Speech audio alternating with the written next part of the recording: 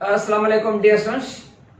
The topic that will be discussed today is hydrosear or hydrate. Beta hydrosear or hydrate है a process of development of an ecosystem in water.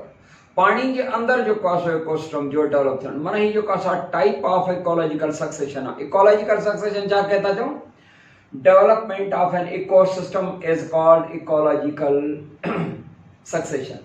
जॾहिं ecosystem develop थींदो आहे कंहिं बि area ते, हा जेकॾहिं पहिरियों टाइम थो थिए फर्स्ट टाइम थी रहियो आहे त प्राइमरी सक्सेशन आहे. जेकॾहिं सेकेंड टाइम आहे त हिनखे सेकेंडरी सक्सेशन चवंदासीं. त इकोलॉजिकल सक्सेशन जेका आहे उहा वरी हीअं जे पाणीअ में जेको आहे सो डेवलपमेंट आहे त पोइ इहो आहे हाइड्रोसियर. जेकॾहिं खुश्की ते आहे त ज़ीरोसियर. इन हिसाब सां माना टाइप ऑफ द हैबिटेट जेका आहे उन हिसाब सां इकोलॉजिकल सक्सेशन जा वरी टे क़िस्म कंदा आहियूं. हाइड्रोसियर आहे, मीज़ोसियर आहे जिथे मॉइस्ट प्लेस हुजे, एंड खुश्की वारे इलाइक़े ते डेजर्ट एंड माउंटेन एरियाज़ ते जेकॾहिं हुजनि त उहो ज़ीरोसियर हूंदो आहे. माना depending upon the type of the habitat three types होंगे. तो नंबर वन ते जो इकोलॉजिकल सक्सेशन जेका है is hydrosere, that meaning development of an ecosystem in water. पानी के अंदर जो इकोलॉजिकल सक्सेशन थे फर्स्ट टाइम थी रही है तो प्राइमरी सक्सेशन है.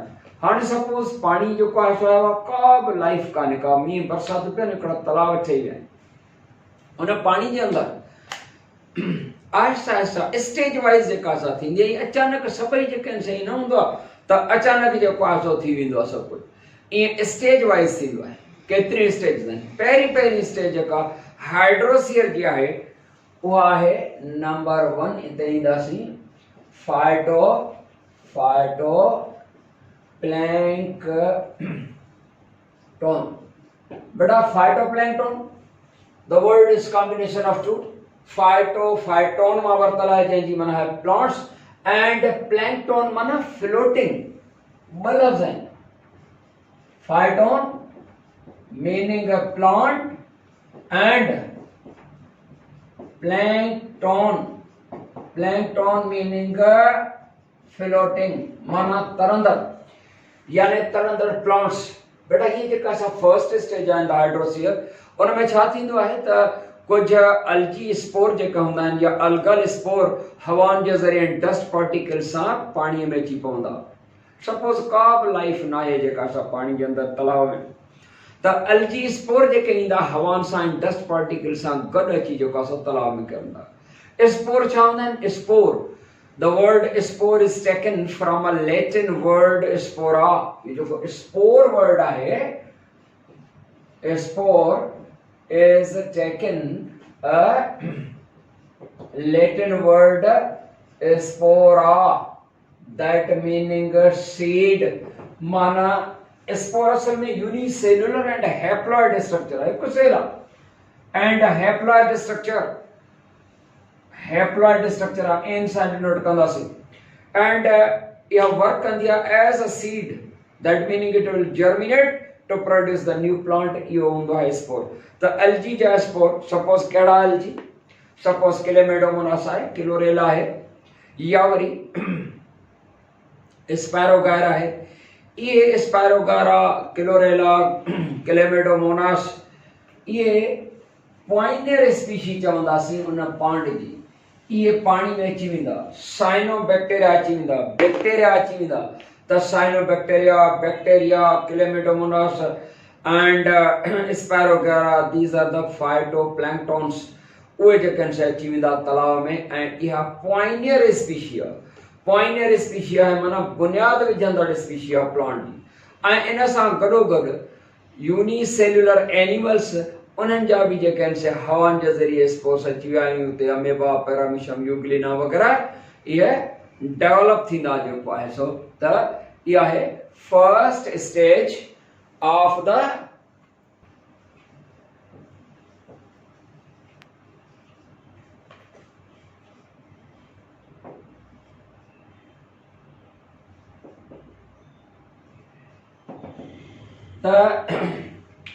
सेकंड जेका स्टेज आहे उहा आहे सबमर्ज स्टेज.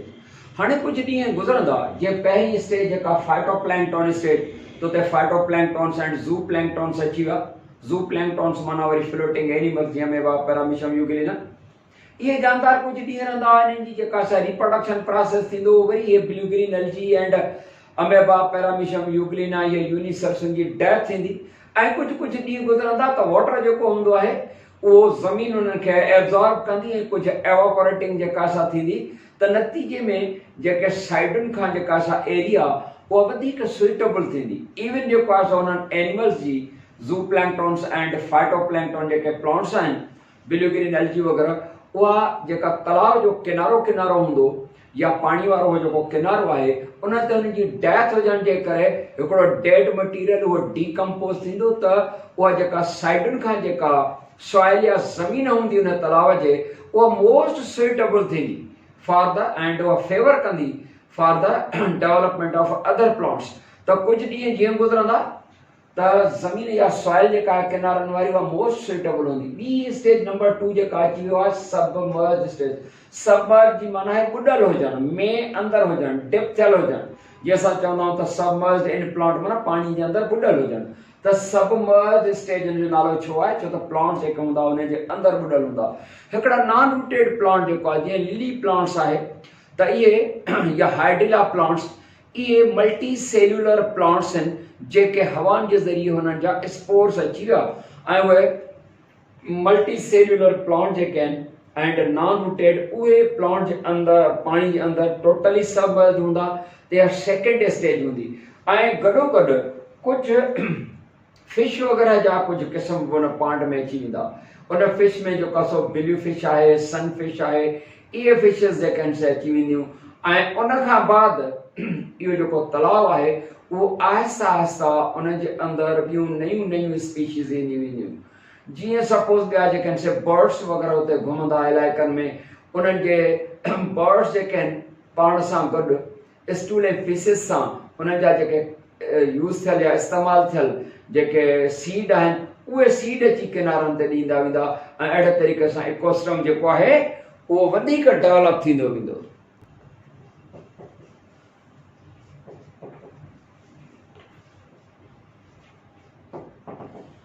तो बेटा टी स्टेज ईंदी फ्लोटिंग स्टेज फ्लोट जी माना है तरण जीअं जीअं वक़्तु गुज़रंदो पाणी जेको आहे सो एवापोरेट थींदो वेंदो कुझु ज़मीन पाणी जेको आहे सो एब्ज़ॉर्ब कंदी त रिज़ल्ट नतीजे में छा थींदो त उन तलाव जे कई फुट पाणीअ खां थोरो जेको आहे सो हिकिड़ी सिर्फ़ु मॉइस्ट प्लेस वञी रहंदी गप माना वञी रहंदी ऐं उन ते मुख़्तलिफ़ जेके इहे बैक्टीरिया एंड साइनोबैक्टीरिया यानी ब्लू ग्रीन एल्गी उहे डेवलप थियणु शुरू थींदा वरी उन्हनि जी डेथ थींदी त उन तलाव जे चौधारी जेका सॉइल हूंदी उहा मोस्ट सुइटेबल हूंदी अदर प्लांट जे लाइ हाणे फ्लोटिंग स्टेज जेको आहे सो अची वई हाणे छा हूंदो आहे त कुझु अहिड़ा प्लांट्स हूंदा आहिनि जेके वाटर सरफेस ते फ्लोट कंदा रहंदा आहिनि माना उन्हनि ते तरंदा रहंदा आहिनि उन्हनि उहे प्लांट स्पीशीज़ अची वेंदियूं कीअं अची वेंदियूं तलाव में हवाउनि जे ज़रिए उन्हनि जा यकीनन स्पोर्स ईंदा उहे जेके प्लांट्स हूंदा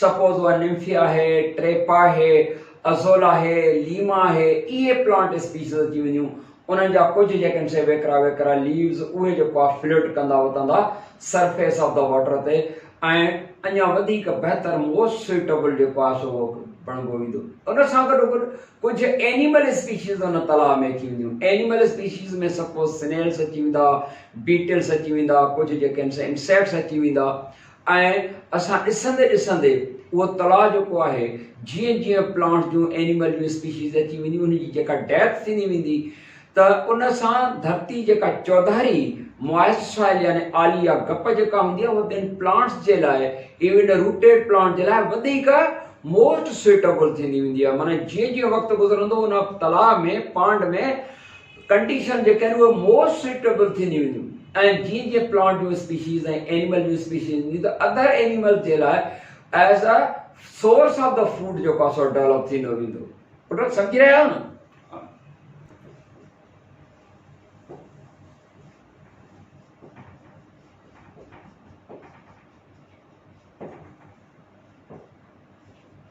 The number 4 आहे reed swamp stage और एम्फीबियस स्टेज हिन खे असां जेको आहे सो एम्फीबियस स्टेज चवंदासीं छो त उहे प्लांट्स एनिमल्स जेके एम्फीबियस इन नेचर हूंदा उहे प्लांट्स बची वेंदा।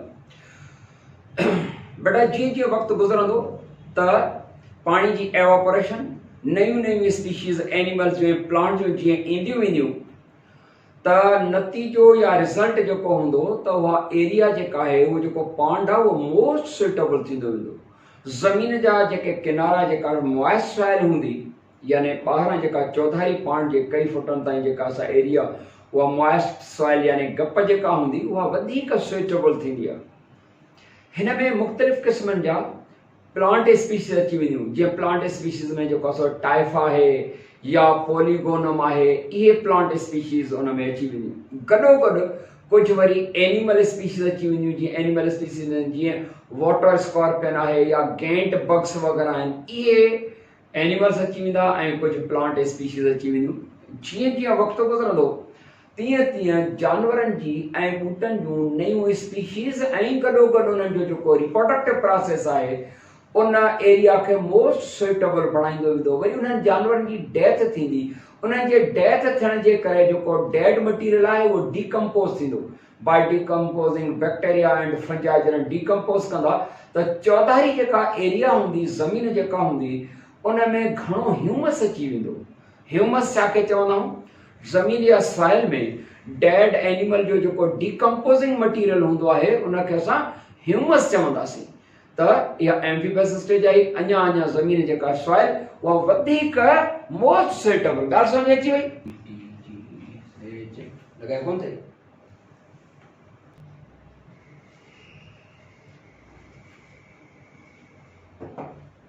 Says मीडो state. बेटा जीअं जीअं वक़्तु गुज़रंदो तीअं तीअं एनिमल्स जी ऐं प्लांट जेका डेथ थींदी त ज़मीन या सॉइल जेका हूंदी आहे उहा वधीक बहितर मोस्ट सुटेबल थींदी। उन्हनि जी जानदारनि जी एनिमल्स ऐं प्लांट जी डेथ खां पोइ डीकम्पोज़िशन प्रोसेस जेको आहे उहो बहितर थींदो वेंदो। पर डेप्थ ऑफ द वाटर जेका आहे उहा घटि बि वेंदी। जॾहिं डेप्थ ऑफ द वाटर घटि बि वेंदी त कुझु नयूं क़िस्म जूं स्पीशीज़ अची वेंदियूं। सपोज़ एनिमल्स में जेको आहे सो स्नेल्स अची वेंदा या वरी जेको आहे सो प्लांट स्पीशीज़ में जेनियस प्लांट अची वेंदो, साइपेरस अची वेंदो ऐं कैरेक्स प्लांट्स अची वेंदा। ऐं ईअं उहा एरिया जेका आहे उहा मोस्ट सुटेबल थींदी वेंदी। छाजे लाइ? रूटेड प्लांट जे लाइ। हाणे स्टेज जेका ईंदी उहा वधीक बहितर स्टेज जेका असां ईंदी